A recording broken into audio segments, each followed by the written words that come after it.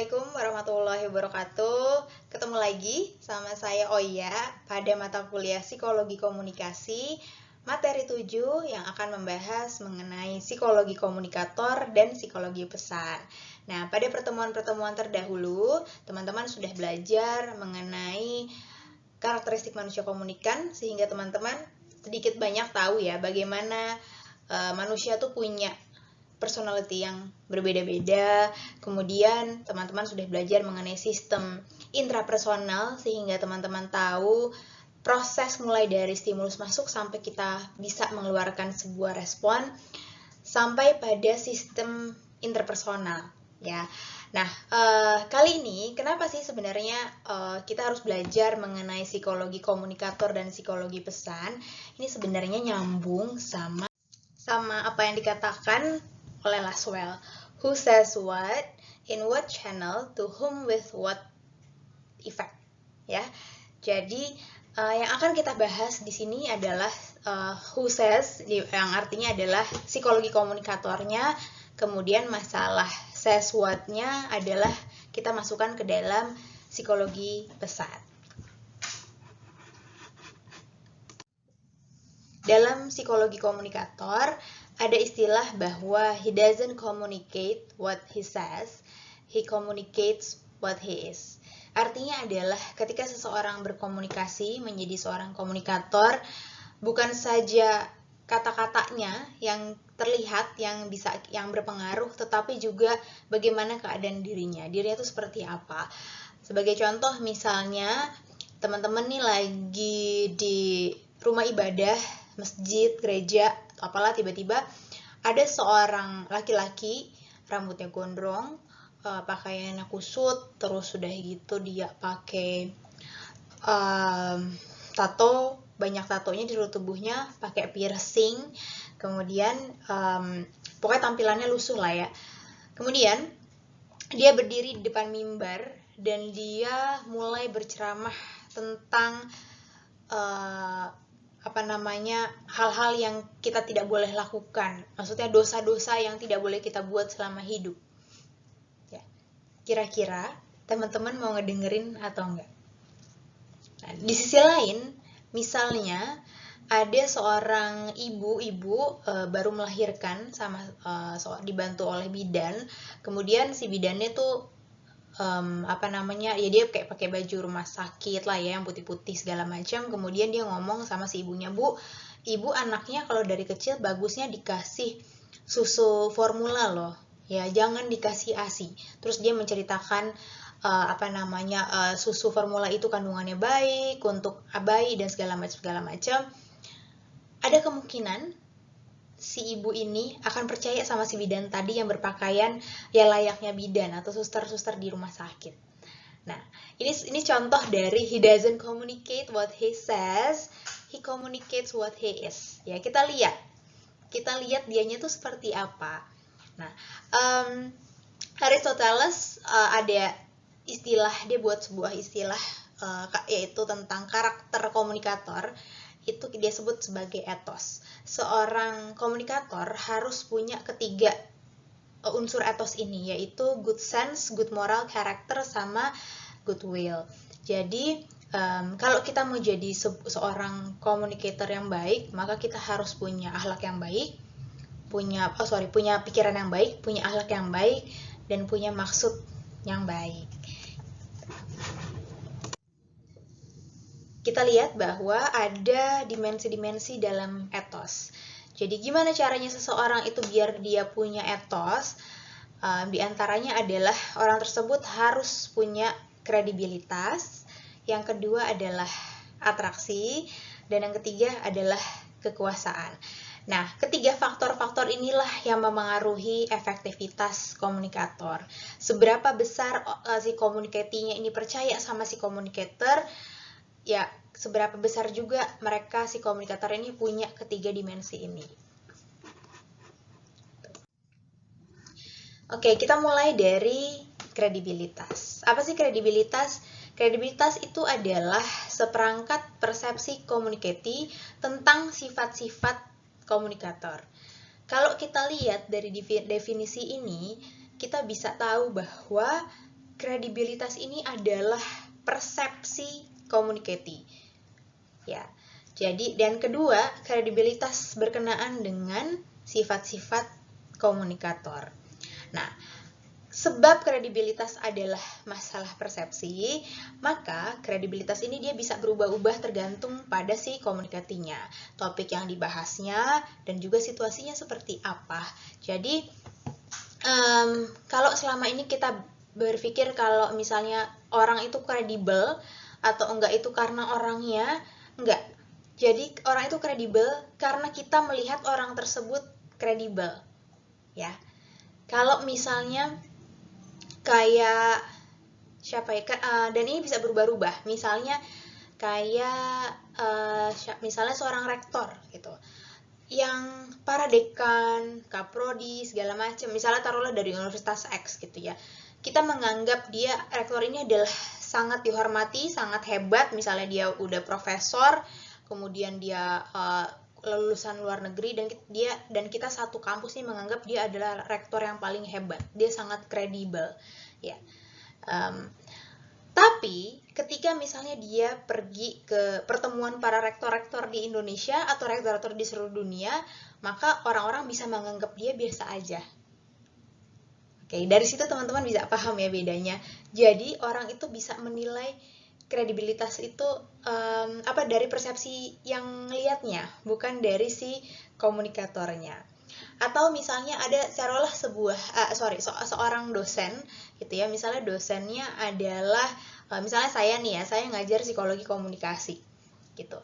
Nah, mungkin ada beberapa teman-teman misalnya yang ngelihat saya kayak, aduh ini dosen, aduh enggak banget ya. Dia misalnya ngelihat saya pertama kali kayak pertamanya oke lah, baik-baik aja.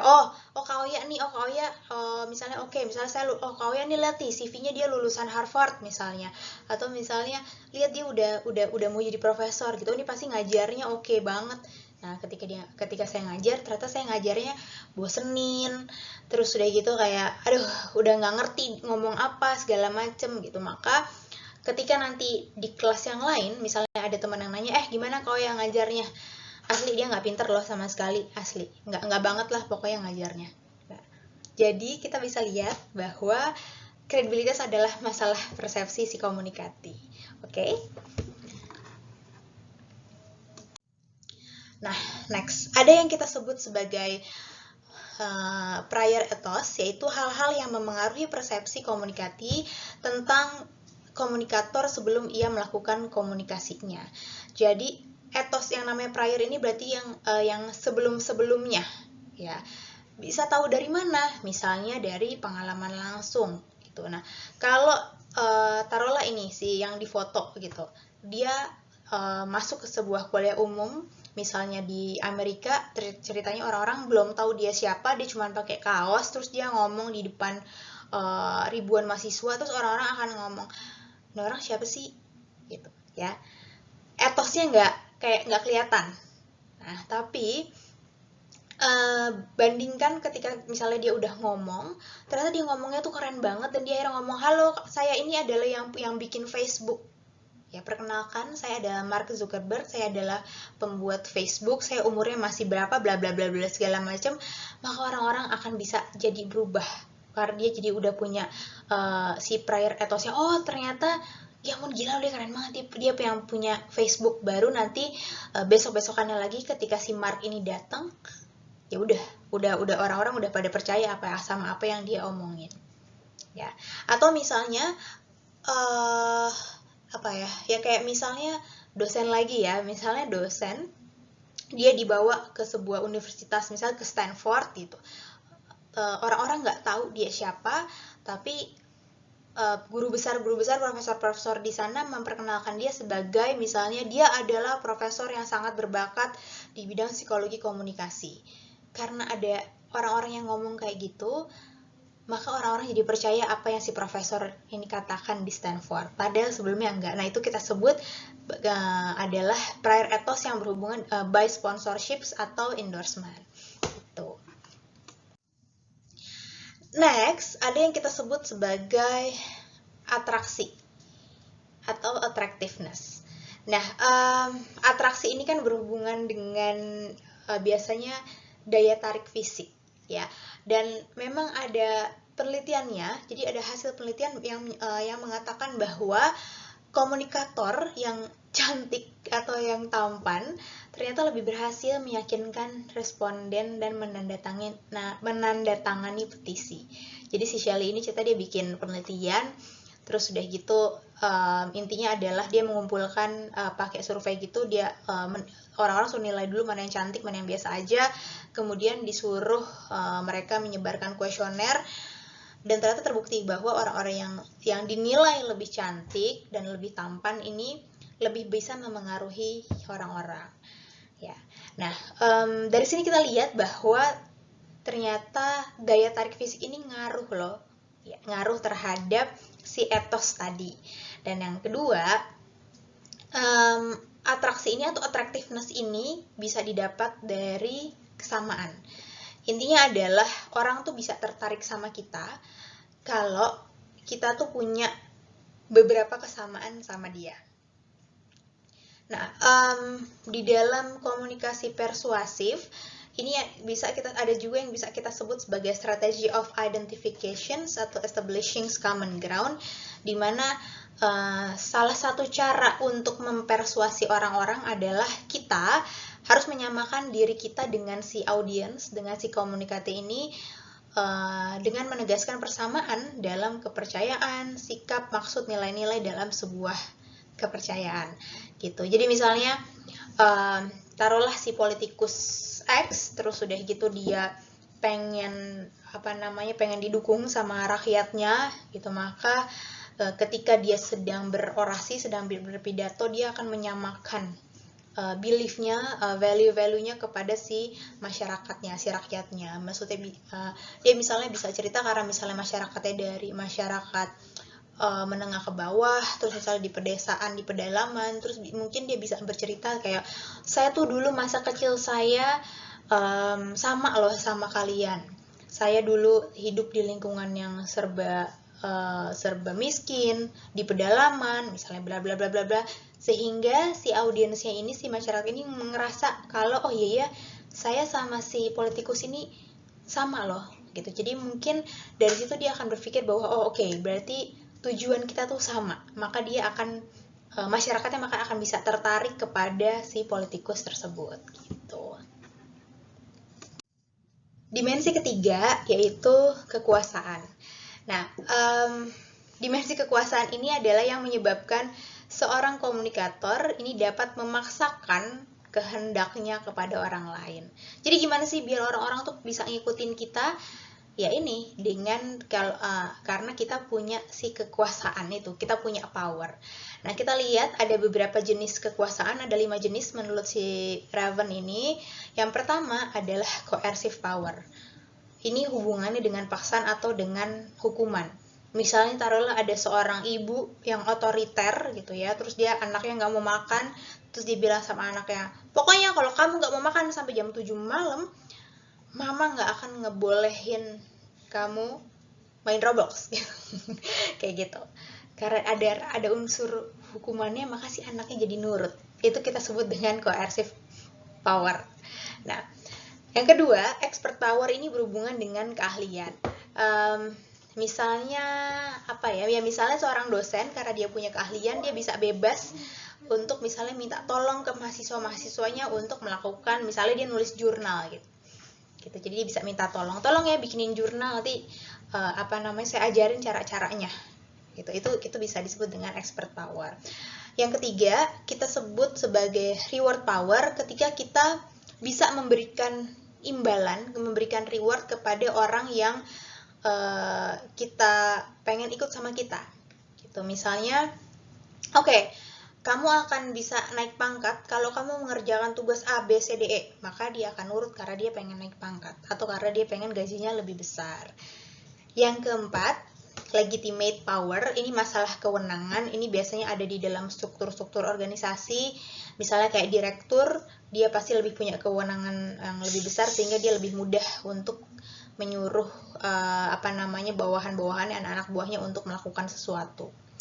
Yang terakhir, ini adalah referent power, ini hubungannya sama kekaguman. Kalau kita suka sama orang gitu ya, kita biasanya orang tersebut jadi lebih punya power, kita bisa lebih ngikutin dia pengen apa, kayak misalnya kita punya pacar, terus pacar kita cakep banget gitu, terus kita nggak mau tuh pacar lepas dari kita gitu, kita ngerasa dia udah menjadi pacar yang sempurna, maka bisa aja dia menggunakan powernya sehingga dia bisa berbuat seenaknya sama kita, karena dia punya yang disebut dengan referent power itu.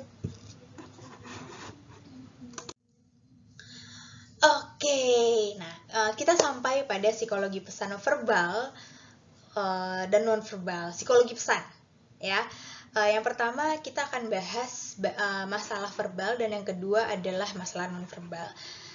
Kenapa kita membahas ini? Kalau tadi kita sudah membahas mengenai psikologi komunikatornya, huses, yang sekarang adalah kita membahas masalah say what. Jadi apa isi dari pesan yang ingin kita sampaikan. Kenapa sih orang-orang bisa tertarik sama apa yang kita sampaikan gitu. Nah, kalau kita belajar masalah verbal, pasti kita tidak bisa dipisahkan kaitannya dengan bahasa. Ya, kita menggunakan bahasa untuk berkomunikasi secara verbal. Di sini ada tahap pengetahuan bahasa. Yang pertama adalah kalau kita mau belajar bahasa, pertama kita harus tahu informasi fonologis ya, atau yang bunyi-bunyian itu. Misalnya kayak THE dibacanya harus gimana kalau de gitu. Sementara kalau misalnya kayak orang Indonesia yang nggak tahu bahasa Inggris pasti bacanya jadi T gitu. Kemudian memiliki pengetahuan sintaksis tentang cara pembentukan kalimat. Jadi kita bisa lihat bahwa grammar tuh bisa beda-beda. Grammar di Prancis, grammar di Inggris, grammar di Indonesia itu akan beda-beda. Kemudian kita mengetahui arti kata atau gabungan kata. Ya, gabungan kata. Jadi misalnya turn, jadi turn into, dan lain sebagainya. Yang keempat, kita mengetahui dunia yang kita bicarakan, ya. Dan yang kelima, mempunyai sistem kepercayaan untuk menilai apa yang kita dengar. Nah, 1, 2, 3 ini biasanya akan dibicarakan oleh ahli-ahli bahasa, sementara kita dalam psikolinguis kita lebih menelaah yang nomor 4 sama 5.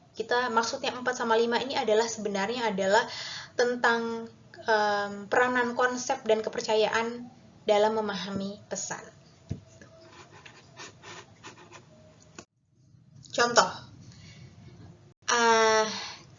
suatu hari kita ketemu seorang temen, terus udah gitu temennya nih ngomong, misalnya teman saya terus ngomong sama saya menemukan buku kuno tentang raja-raja yang dimakan rayap. Nah, kalimat yang dia omongin ini kan ada arti gandanya. Ya, yang pertama, mungkin yang dia maksud adalah saya menemukan buku kuno yang isinya tentang raja-raja dan buku kuno tersebut udah dimakan rayap, udah jelek, udah usang gitu. Atau artinya bisa saya menemukan buku kuno tentang raja-raja yang dimakan rayap. Jadi si raja-rajanya itu dimakan sama rayap. Yang kayak gini-gini itu tidak bisa diartikan oleh si fonologis tadi ya, atau oleh si sintaksis, oleh semantik. Tapi kita tahu kalau pasti si teman kita ini ngomongnya maksudnya adalah saya menemukan buku kuno yang dimakan rayap, bukan raja-raja dimakan rayap. Kenapa? Karena kita udah punya konsep, udah punya pengetahuan bahwa rayap tuh nggak mungkin makan manusia. Gitu. Oke. Contoh kedua, misalnya taruhlah si X, terus dia kuliah di Amerika, gitu. Terus sudah gitu, suatu hari dosennya itu ngomong di kelas, terus bercanda, entahlah apa yang dibicarain. Nah, si A ini merasa bahwa kemampuan bahasa Inggrisnya udah sangat baik, kemudian dia kayaknya paham seluruh arti bahasa Inggris, kemudian ya pokoknya udah oke banget lah ya. Misalnya dia TOEFL-nya udah yang paling tinggi gitu, IELTS-nya udah berapa tuh, udah 8. Nah, tapi ketika suatu hari si dosen ngomong di kelas, si anak ini dia yang lain ketawa. Jadi habis dosennya cerita gitu, tuh semua orang ketawa kecuali dia nggak paham. Ya, nah selang beberapa lama setelah itu, misalnya 6 bulan atau setahun kemudian, ketika dia mengingat-ingat, dia masih jadi mahasiswa di Amerika, dia mengingat-ingat apa yang diucapkan oleh si dosen tersebut, dia baru ingat bahwa ceritain si dosen, dan dia baru ketawa-ketawa sendiri di kamar. Nah, kayak gitu. Itu contoh ya dari psikolinguistik. Jadi ahli-ahli bahasa itu tidak akan fokus pada yang keempat dan kelima. Yang inilah si contoh si 4 dan yang kelima. Gitu. Bagaimana kita bisa tahu bagaimana seorang tuh bisa memahami makna, memahami pesan dari orang lain. Caranya tuh gimana gitu. Dan bagaimana orang itu bisa nangkepnya, makna itu jadi beda-beda tergantung orangnya.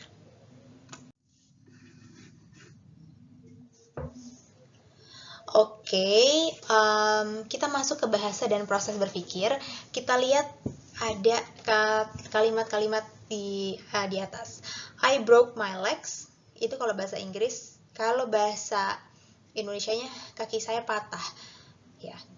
Atau I burn my finger, jariku terbakar. Kalau kita ngartiin I broke my legs dengan kita artikan langsung mentah-mentah, jadi artinya adalah saya mematahkan kaki saya, atau misalnya saya membakar jari saya, itu akan jadi ngeri, ya. Atau misalnya ada orang Amerika ada istilah clock runs, waktu berhari, sementara kenapa orang Indonesia itu istilahnya adalah waktu berjalan, yang satu berlari, yang satu berjalan. Nah, disinilah muncul yang kita sebut dengan teori Principle of Linguistic Relativity, di mana bahasa, ya, dalam setiap negara, dalam setiap budaya ini menyebabkan kita memandang realitas sosial dengan cara tertentu.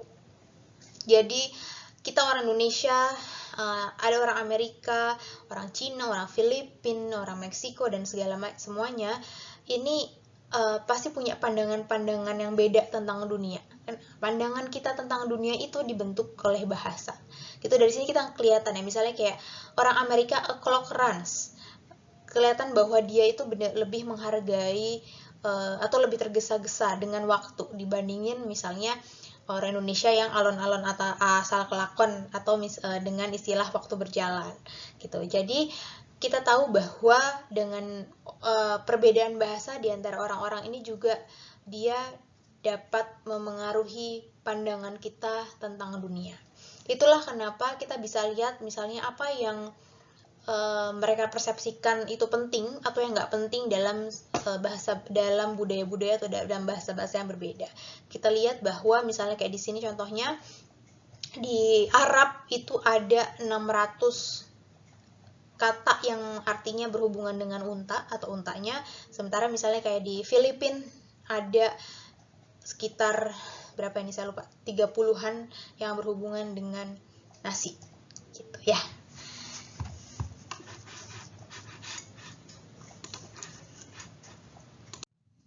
Kalau kita membahas mengenai kata-kata dan makna, kita tahu kita harus mengetahui bahwa makna itu tidak terletak pada kata-kata, tetapi pada pikiran orang, pada persepsinya.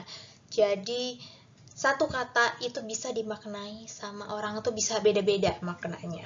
Ya, kayak dulu saya pernah nyontohin misalnya kayak perempuan sama laki-laki, kalau misalnya si cowoknya nanya, kamu hari ini pakai baju apa gitu, pakai baju merah.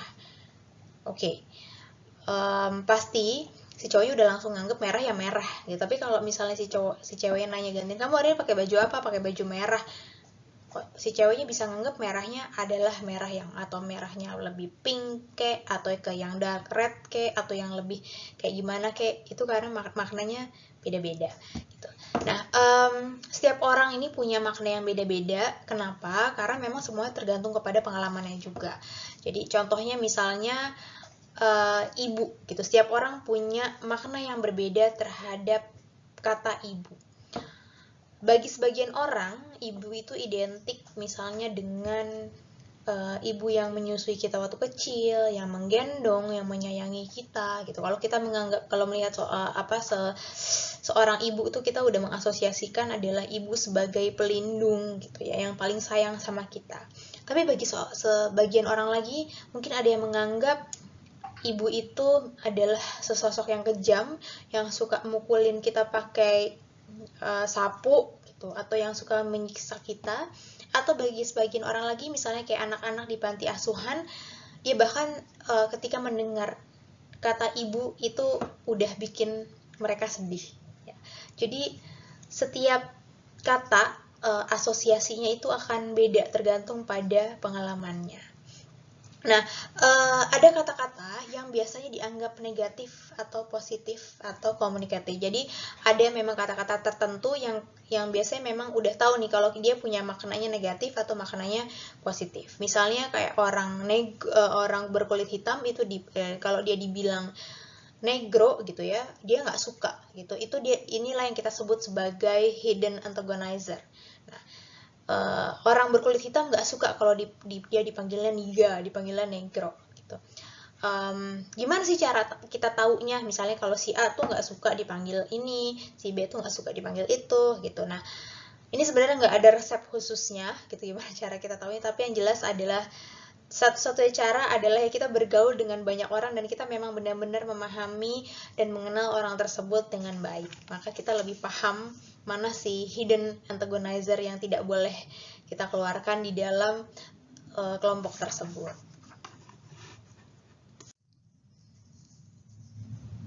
Oke, kalau tadi kita bahas mengenai pesan verbal ya, kita tahu bahwa betapa bahasa itu bisa bikin kita punya persepsi yang beda-beda.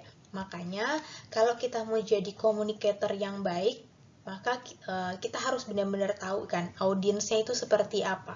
Bahasa yang dia gunakan sama nggak sama kita.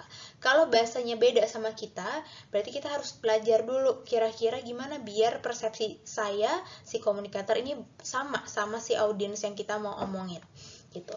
Nah, kalau tadi nonverbal berbicara mengenai bahasa, pesannya, satu lagi yang kita akan bahas adalah mengenai pesan nonverbal. Apakah pesan nonverbal sepenting pesan verbal? Iya, bahkan bisa jauh lebih penting. Sekitar 93% dari yang kita omongkan itu adalah biasanya itu adalah peran si nonverbal. Bayangkan dari 100% kita berbicara, 93%-nya itu nonverbal yang memegang peranan penting. Maka kalau ditanya sejauh mana pesan nonverbal melancarkan atau menghambat efektivitas komunikasi, ya sejauh mana ya pasti ini banget lah ya, sampai jauh banget gitu. Asal maksudnya ya penting banget gitu. Yang pertama adalah pentingnya gimana? Nah, faktor-faktor nonverbal sangat penting untuk menemukan makna dalam komunikasi interpersonal. Ya, kadang-kadang kita nggak tahu, kayak misalnya cewek sama cowok pacaran, kalau misalnya dia cuma ngomong, kamu marah ya sama aku, terus dia cuma bilang enggak, tapi enggaknya datar gitu ya, nggak ada nonverbalnya, maka kita sebenarnya nggak tahu nih maknanya dia bilang enggak tuh dia marah beneran atau emang nggak marah. Nah, kemudian nomor 2, emosi lebih cermat disampaikan melalui pesan nonverbal. Ya, kalau bayangkan kalau kita pacaran long distance relationships, terus sudah gitu kita kerjaannya cuman chatting doang gitu ya, nggak ketemu, maka kita sebenarnya nggak tahu apa yang sedang dirasakan sama pasangan kita. Next, pesan nonverbal menyampaikan makna yang relatif bebas dari penipuan. Kenapa begitu?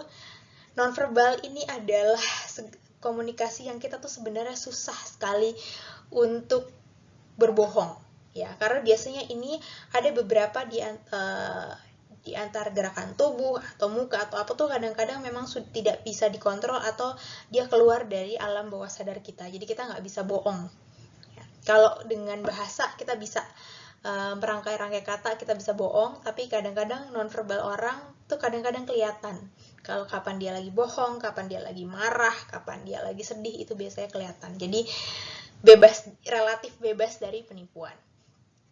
Nah, yang keempat, pesan nonverbal mempunyai fungsi metakomunikatif.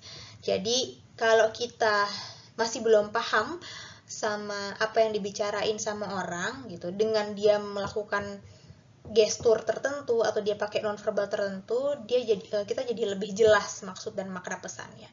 Sesimpel kayak misalnya nonverbal itu kan tinggi rendahnya suara gitu ya. Kalau misalnya tinggi rendahnya suara kita ngomongin ngelengking gitu, berarti ini pacar gue nih lagi marah nih. Jadi dia lebih paham sebenarnya dia ngomong gitu tuh lebih karena lagi marah gitu.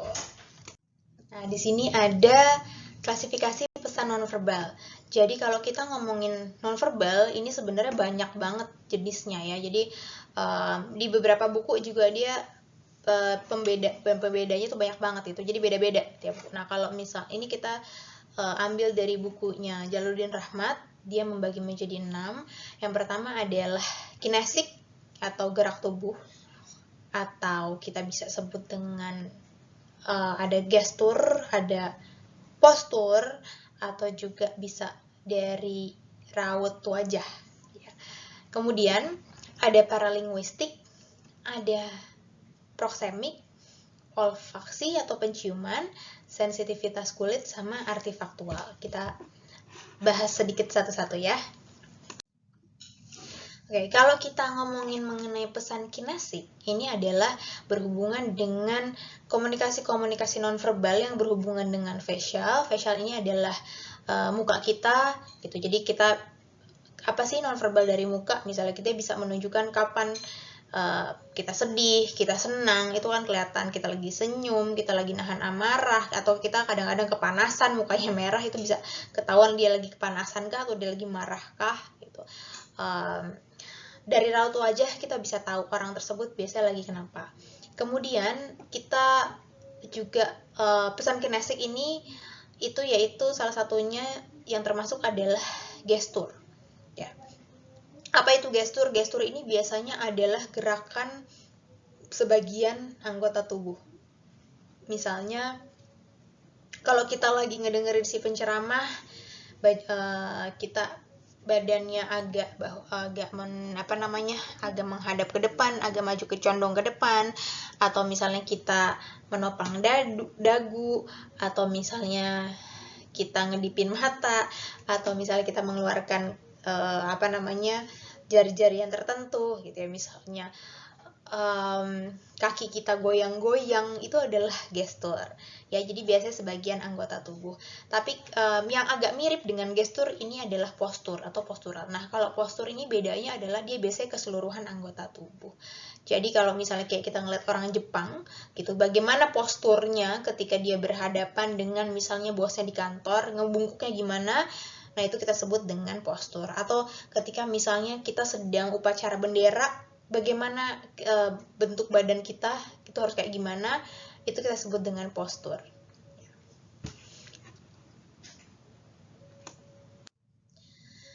Next, ada komunikasi nonverbal, pesan nonverbal kita yang disebut dengan paralinguistik. Paralinguistik ini adalah yang berhubungan dengan suara kita. Jadi ada yang dari kualitas vokal. Kualitas vokal itu dalam artian suara kita keras kah atau pelan kah gitu. Kalau misalnya contohnya, kalau di Arab kita ngomong keras itu berarti kita dianggap orang yang tulus. Tapi kalau misalnya kita ngomongnya pelan-pelan gitu, itu kita bisa dianggap sebagai seorang penipu, itu kalau di Arab. Tapi kalau di Brazil itu juga agak mirip-mirip. Kalau misalnya kita suara keras, itu berarti kita mau misalnya suka sama itu orang, atau kita tertarik, atau kita mau terlibat dengan orang tersebut. Nah, ada juga paralinguistik yang kita sebut sebagai karakteristik vokal, yaitu vokalisasi yang menunjukkan arti yang dipelajari anggota suatu budaya. Misalnya, gitu, bersin. Nah, bersin itu dalam beberapa budaya kita suka ngomong kayak bless you gitu ya. Atau misalnya kayak orang Yunani itu kalau misalnya ketemu keluarganya masih kecil-kecil gitu suka kayak ngeludahin gitu, cuh gitu. Buat sebagian orang itu kan geli ya, tapi buat orang Yunani itu adalah blessing gitu. Dia mendoakan anak cucunya tuh caranya kayak gitu.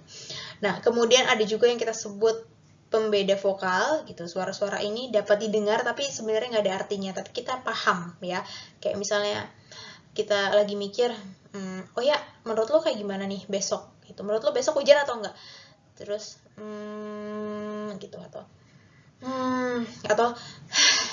gitu. Itu adalah paralinguistik pembeda vokal. Ada lagi kita sebut sebagai proksemik. Proksemik ini adalah pesan nonverbal yang berhubungan dengan jarak. Ini sebenarnya nonverbal ini teman-teman kalau nggak salah udah pernah belajar juga sedikit di interpersonal, dan teman-teman akan belajar juga di komunikasi lintas budaya. Nah, tapi sedikit aja tentang proksemik. Intinya adalah setiap orang dia punya jarak yang berbeda-beda sama orang lainnya. Ada yang di dalam proksemik, Edward T. Hall dia membagi menjadi 4, yaitu jarak intim, jarak personal, jarak sosial, sama jarak publik. Semakin intim maka jaraknya akan semakin dekat, semakin lebar maka jaraknya akan semakin jauh gitu. Kayak jarak publik itu biasa dipakai ketika seseorang lagi melakukan ceramah.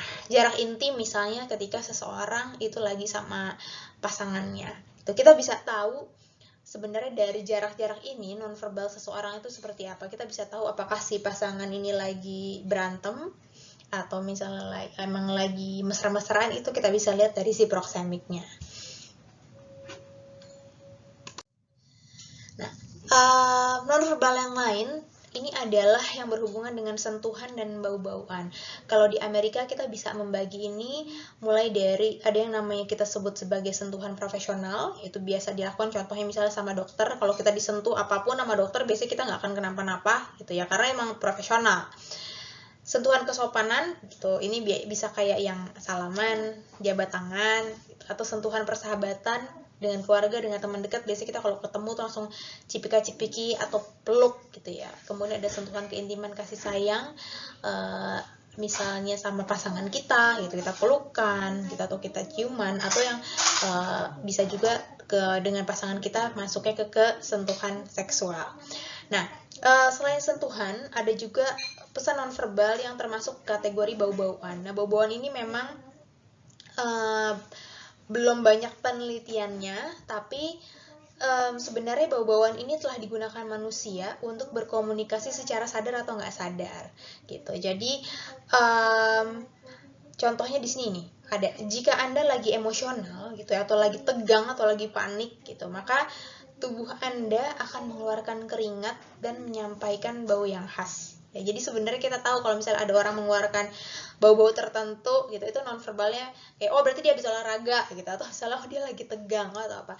Kalau nggak salah kayak kemarin lihat di TikTok ada apa ya, kayak ada sebuah film yang dia detektif tapi dia bisa tahu kayak semacam Sherlock ya. Kalau Sherlock kan itu dia bisa tahu dari clue-nya kan dari mana-mana tuh ya, dari gesturnya atau dari penampilannya. Ntar ada ya tentang penampilan. Nah, kalau ini si detektif ini dia bisa tahu orang itu abis ngapain itu dari bau-bauannya. Gitu. Nah, ini kalau Sherlock, kalau dia kalau dia punya kasus, dia biasa lebih ke pesan artifaktual. Jadi dia ngeliatin penampilan. Nah, ini yang kita sebut juga sebagai pesan nonverbal. Kalau kita pakai baju apa, kita pakai tas apa, kita pakai make upan atau enggak, kita kita badan kita kurus kah, gemuk kah, proporsional kah, ini sebenarnya adalah pesan artifaktual. Kita kurus banget, apakah itu menandakan nonverbal? Kalau kita tuh misalnya penyakitan kah atau emang kita diet kah, itu akan beda macam-macam. Nah, kayak di sini contohnya nih, misalnya kita lihat kayak si siapa nih, Nagita ya, dia pakai tasnya Birkin dengan harga 1 miliar sekian gitu. Kita apa sih yang ingin diberikan, apa pesan apa yang ingin disampaikan kepada orang-orang yang melihat dia pakai Birkin kayak gitu. Ini kan sebenarnya adalah nonverbal dari si Nagita Slavina atau Syahrini. Atau misalnya orang-orang yang tajir banget gitu ya, kayak si Mark tadi kan, si Mark Zuckerberg, dia dengan santai cuman pakai t-shirt gitu. Itu kan sebenarnya itu adalah pesan nonverbal dari penampilan dia. Dia pengennya menunjukkan dia tuh seperti apa, nonverbalnya kelihatan dari situ. Oke. Nah, kita masuk kepada organisasi struktur dan imbauan pesan. Intinya adalah kalau tadi kan kita udah belajar mengenai psikologi komunikator, yaitu dari komunikatornya sendiri, terus udah gitu dari masalah isi pesannya ya, sesuatunya itu kita belajar verbal dan verbal. Kita bisa tahu bahwa bahasa itu bisa beda-beda, orang mempersepsikannya beda-beda, nonverbal orang pun bisa beda-beda, kita mempersepsikan beda-beda. Jadi kita bisa tahu sebenarnya kalau kita berhadapan sama si X, kita harus menggunakan bahasa apa nih? Gitu. Kita harus mengeluarkan gestur seperti apa nih? Biar misalnya dia mau mengikuti anjuran kita. Nah, kalau kita mau buat sebuah pesan gitu ya, jadi kalau kita pengen ngajakin orang atau mempengaruhi orang atau komunikasi persuasif, nah ini ada kata si Behley tahun 52. Si Behley ini bilang bahwa pesan yang diorganisasikan dengan baik lebih mudah dimengerti daripada pesan yang tidak tersusun dengan baik. Ada pro kontra mengenai penelitian-penelitian ini, tapi yang jelas bahwa ketika kita mau memberikan sebuah pesan kepada orang lain, kita harus memikirkan pesan tersebut dengan baik-baik. Karena kita belajar tentang psikologinya, berarti kita harusnya lebih paham siapa orang yang kita mau berikan pesan tersebut dan apa yang harus kita lakukan terhadap orang tersebut agar orang tersebut itu mau menerima pesan kita dengan baik gitu. Jadi gimana nih caranya untuk kita membuat sebuah pesan yang kira-kira bisa memengaruhi orang lain, bisa bikin orang tuh jadi berperilaku sesuai dengan yang kita inginkan gitu. Nah, ini ada 5 langkah penyusunan pesan menurut Monroe tahun 30, yaitu yang pertama adalah ada attentions, perhatian, kedua needs, yang ketiga satisfactions, yang keempat visualizations, dan yang terakhir adalah actions. Jadi, jika Anda ingin memengaruhi orang lain, maka yang pertama kali harus dilakukan adalah rebutlah perhatiannya. Kemudian bangkitkan kebutuhannya. Berikan petunjuk bagaimana cara memuaskan kebutuhan tersebut. Gambarkanlah dalam pikirannya keuntungannya sama kerugiannya itu apa kalau dia menerapkan atau tidak menerapkan, dan doronglah untuk bertindak. Contoh, misalnya misalnya teman-teman nih punya pacar, taruhlah pacarnya ini cowok gondrong, udah berapa tahun nggak mau potong rambut gitu, rambutnya udah sampai sepantat ya, nggak mau potong-potong juga. Bayangin dia cowok, dia rambutnya udah sepanjang itu, dan ceweknya nih, kita misalnya sebagai ceweknya tuh risih. Ya kenapa kak? Ya karena risih aja ngeliatnya udah panjang, mending kalau panjangnya bagus terawat, kalau ini nggak terawat gitu kan. Terus kita lakukan langkah-langkah ini. Yang pertama yang kita bisa lakukan, tensionsnya gimana caranya? Kita bisa mulai dari misalnya kita ngomong, sayang, lihat deh rambut kamu, coba deh kamu ngaca deh, gitu kan. Itu udah panjang banget kan? Nah, itu adalah attention. Kemudian setelah itu kita bisa ngomong, kita bangkitkan kebutuhannya. Aduh, kayaknya kamu udah panjang itu, kamu nggak ini ya, nggak ribet ya rambutnya sepanjang itu kayak dulu waktu rambut kamu pendek, kayak kamu lebih ini nggak sih, lebih enak nggak sih kayak kalau rambutnya panjang kayak gitu, kamu ribet nggak sih bentar-bentar nyari kunci rambut lah, bentar-bentar harus diapain rambutnya, kamu nggak ribet ya kayak gitu. Itu kayaknya lebih enak waktu rambut kamu pendek nggak sih? Tuh, kayak udah gitu, kayak misalnya kayak sampo tuh dulu kamu paling cuma pakai berapa nggak sih, sekarang tuh kayak kamu pakai sampo tuh cepet banget habis. Nah, itu adalah yang nomor 2, bangkitkan kebutuhannya. Jadi dia bisa mikir, iya ya dulu gue pakai sampo dikit, terus dulu kayaknya gue nggak butuh ikat rambut gitu. Kemudian masuk ke tahap satisfactions gitu. Kalau tadi kita ngomongin kayaknya perlu kamu kayaknya ngeliatnya ribet banget, yang ketiga adalah gimana nih caranya. Satisfactionnya adalah kayak kamu butuh deh potong rambut ya, kayaknya biar kamu nggak risih-risih kayak gitu lagi, biar kamu samponya berkurang, biar kamu nggak usah cari ikat rambut lah, biar kamu dan kayaknya lebih cakep tuh kalau potong rambut. Nah, itu udah masuk ke satisfactions. Jadi adalah satisfactionsnya adalah nyuruh dia potong rambut biar dia pemuasannya adalah dengan potong rambut. Nah, masuk ke tahap visualizations, terus kita bisa bilang sama pacar kita, Coba deh kamu ingat-ingat lagi deh, waktu kalau kamu potong rambut nih gitu, kamu rambutnya pendek tuh yang kayak zaman dulu, inget nggak yang sebelum kamu gondrong ini tuh kayaknya cakep banget loh gitu, kamu kelihatannya kayaknya lebih bersih, lebih ganteng. Aduh, dulu aja aku tuh naksir kamu pas kamu rambutnya masih sependek itu kan, itu kamu pasti bayangin deh, pasti kamu lebih cakep gitu dibandingin sekarang. Kalau sekarang tuh kayak kamu, aduh, makin rambut panjang tuh kayak makin kelihatan kayak kumal. Nah, ini adalah visualization, dia jadi bisa mikir lagi tuh di benaknya, iya nggak ya, yang nggak. Terus, nah dari situ dia sudah mulai menimbang-nimbang tuh apa keuntungan dan kerugiannya kalau dia potong rambut atau dia nggak potong rambut. Barulah yang terakhirnya kita bisa mendorong dia dengan melakukan action. Kita bisa bilang, yaudah ya kamu potong rambut aja ya nggak, yaudah kalau misalnya kamu potong rambut, yaudah yuk aku temenin dia ke tukang cukur yuk, atau aku yang teleponin sekarang, aku buat janji ya gitu. Itu kita mendorong dia untuk melakukan actionnya potong rambut. Nah itu contohnya dari 5 langkah penyusunan pesan tadi.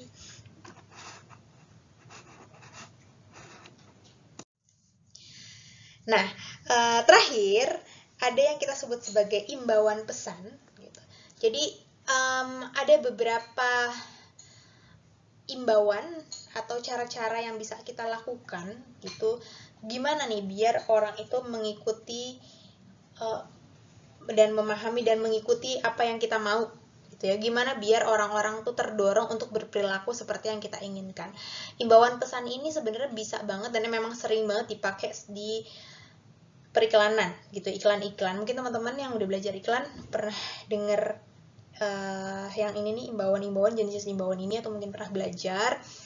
Kalau udah ya, mungkin saya ulang dikit aja, tapi yang jelas adalah ketika kita ingin menggerakkan atau mendorong perilaku seseorang, maka kita harus menyentuh motifnya. Nah, ini ada beberapa imbauan. Yang pertama adalah imbauan rasional. Gimana cara orang buat ngikutin kita gitu ya, pesan apa? Nah, pesan kita harus lebih rasional. Bukan lebih ya, pesan kita harus bersifat rasional gitu. Kita kasih bukti-bukti, kasih kasih data-data lah ya itu tentang kalau itu imbauan rasional. Nah, kalau rasional lebih ke data-data, lebih ke bukti-bukti. Bedanya kalau imbauan emosional ini lebih ke emosi. Contohnya misalnya kayak iklan iklan yang sosial-sosial gitu deh. Ya, kayak misalnya kita ngelihat ada korban banjir, terus begitu di iklan tersebut, atau misalnya kayak kita bisa tuh kita ngelihat ada orang-orang misalnya yang gak bisa makan, atau ada orang-orang punya penyakit tertentu, terus kita diceritain kan tuh kisah hidupnya segimananya, terus kita jadi tersentuh secara emosional dan kita jadi tergerak untuk menyumbang. Itu berarti sudah dapat membangkitkan si imbauan emosional ya. Yang ketiga, imbauan takut. Nah, jadi inilah gimana caranya nih, misalnya kayak bikin iklan tuh yang membangkitkan rasa takut kita gitu. Kalau misalnya kita nggak melakukan hal tersebut, bakal kenapa-napa. Ya, kalau misalnya kita nggak kayak misalnya kalau misalnya kita tidak memeriksakan diri, apa sih tuh yang pemeriksaan apa sih namanya, sedari ya, yang pemeriksaan payudara gitu ya, kita bisa kena kanker payudara kayak gitu. Kalau kita tidak rajin ngecek ke Obgyn, kita bisa kena kanker rahim gitu. Itu iklan-iklan pesan-pesan kayak gitu yang bisa bikin, itu yang kita sebut dengan imbauan takut. Nah, imbauan ganjaran ini berhubungan dengan reward gitu ya, pesan yang kita sampaikan itu bisa narik, mendorong perilaku orang kalau kita berikan mereka reward. Misalnya kayak ada iklan layanan masyarakat, atau misalnya di kompleks gitu ya, di sebuah ada imbauannya bahwa RT RW terbersih yang paling bersih dalam nanti ada tugas bersih-bersih gitu ya tiap minggu, itu akan diberikan hadiah sebesar 10 juta rupiah. Itu biasanya orang lebih tergerak ya. Dan yang terakhir, ini adalah imbauan motivasional. Nah, kalau ini adalah bergantung pada motif apa yang mendasari si communicator, siap mendasari audiensnya. Kira-kira audiensnya ini pengen ngapain gitu ya, apa yang dipentingkan. Nah, motivasional ini bisa ada dua, ada biologis sama ada psikologis. Nah, kita harus lihat dulu nih orang kira-kira tergeraknya biologisnya apa ya, atau misalnya kayak orang tersebut adalah misalnya mereka adalah masyarakat miskin yang butuh banget makan kayak gitu. Nah, karena kita tahu motif mereka adalah untuk makan untuk kehidupan sehari-hari, maka kita membuat imbauan bahwa misalnya mereka, kalian akan bisa dapat makan enak kalau misalnya kalian mau jadi buruh di perusahaan kami gitu. Kami akan menyediakan makan siang, makan malam yang enak, kalian bisa bawa bungkusin pulang buat keluarga di rumah gitu. Itu kan itu akan memotivasi mereka untuk mau menjadi si buruh di perusahaan tersebut meskipun misalnya gajinya kecil banget gitu. Oke, saya rasa sampai sini dulu materi tentang psikologi komunikator dan psikologi pesan. Mudah-mudahan teman-teman bisa mendapat pencerahan mengenai materi ini, teman-teman jadi lebih memahami bagaimana komunikator ini ternyata memang semua itu bergantung pada persepsi komunikasinya, bukan pada si komunikatornya. Dan pesan apa yang akan kita sampaikan kepada orang lain itu penting banget diingat bahwa apa yang kita sampaikan belum tentu dimaknai sama si komunikasinya, karena mungkin ada perbedaan bahasa dan perbedaan dalam hal nonverbal. Oke, saya akhiri.